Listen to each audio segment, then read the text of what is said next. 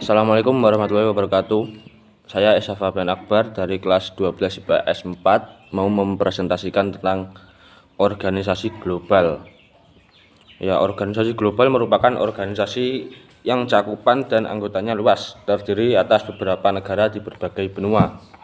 Yang pertama, Organisasi Perdagangan Dunia, yaitu meliputi 1. GATT, General Agreement on Tariff and Trade, merupakan perjanjian perdagangan internasional yang disepakati pada tahun 1948 di Jenewa, Swiss. Tujuan pokoknya adalah untuk menciptakan perdagangan internasional yang bebas, membantu menciptakan pertumbuhan ekonomi dan pembangunan.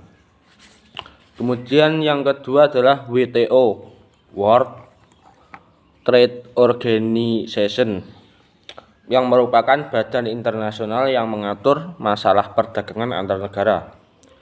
WTO secara resmi didirikan pada tanggal 1 Januari 1995 yang mengatur sistem perdagangan multilateral melalui persetujuan yang berisi aturan-aturan dasar perdagangan internasional sebagai hasil perundingan yang telah ditandatangani oleh negara-negara anggota.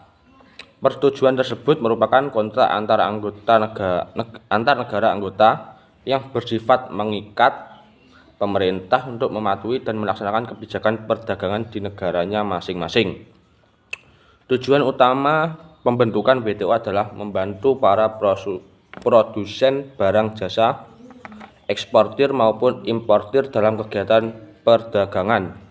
Selain itu, WTO didirikan untuk menciptakan kesejahteraan negara-negara anggota melalui perdagangan internasional yang bebas. Yang kemudian yang ketiga adalah OPEC. OPEC atau Organisasi Negara-Negara Pengekspor Minyak Bumi, bertujuan untuk menyelesaikan masalah-masalah mengenai produksi, harga, dan hak konsesi minyak bumi dengan berbagai perusahaan minyak.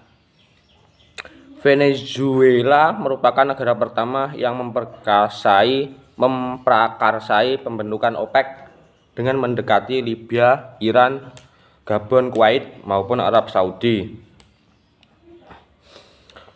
OPEC menetapkan tujuan yang hendak dicapainya, yaitu melestarikan dan meningkatkan peran minyak sebagai sumber energi utama dalam mencapai pembangunan ekonomi berkelanjutan. Kemudian yang kedua ada Fakta Keamanan Dunia yang meliputi NATO, Fakta Warsawa, ANZUS, dan SEATO. Ya, yang kita akan membahas NATO. NATO sendiri adalah sebuah organisasi pertahanan Atlantik Utara yang didirikan pada 4 April 1949. Nama resmi dari NATO adalah OTAN, Organisation du Traité del Atlantique Nord. Dasar pembentukan NATO tercantum di dalam North Atlantic Treaty pada artikel 5 yang ditandatangani oleh 12 negara, yaitu Prancis, Luxembourg, Belanda, Inggris, Kanada, Denmark, dan lainnya. Inti dari piagam NATO, kesepakatan dari negara-negara penandatangan tersebut untuk membentuk pertahanan bersama. Tujuan didirikannya NATO adalah untuk menghadapi ancaman bahaya komunisme di Eropa. Kemudian adalah Fakta Warsawa. Fakta Warsawa adalah sebuah aliansi militer negara komunisme di Eropa Timur. Kesepakatan ini dirancang oleh Nikita Sergeyevich Khrushchev, seorang sekjen Partai Komunis Uni Soviet. Yang ketiga adalah ANZUS. ANZUS merupakan suatu fakta pertahanan bersama di kawasan Pasifik yang didirikan pada tanggal 1 September 1951 di San Francisco dan mulai berlaku pada 29 April 1952. Perjanjian ANZUS merupakan fakta pertahanan yang bertujuan untuk meningkatkan keamanan di kawasan Pasifik, terus meningkatkan kerjasama militer untuk mencegah terjadinya agresi dari negara-negara lain di kawasan Pasifik, kemudian menghadapi ancaman yang dapat mengganggu integritas teritorial, kebebasan politik, dan keamanan di setiap anggota ANZUS. Terus, yang terakhir adalah SEATO.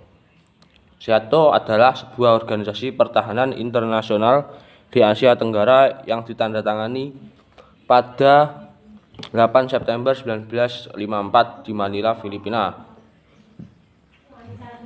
SEATO merupakan aliansi militer pimpinan AS untuk membantu perlawanan terhadap ekspansi komunis di Asia Tenggara. Tujuan dari pembentukan SEATO adalah untuk menjadi Southwest versi Asia dari Pakta Pertahanan Atlantik Utara atau NATO, di mana kekuatan militer masing-masing anggota akan dikoordinasikan untuk menyediakan pertahanan kolektif dari anggota sebagai tameng perisai anti komunis ke Asia Tenggara.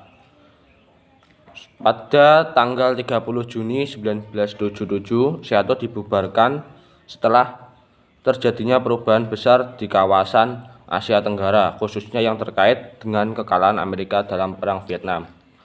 Sekian presentasi dari saya. Ada kurang lebihnya saya mohon maaf. Wassalamualaikum warahmatullahi wabarakatuh.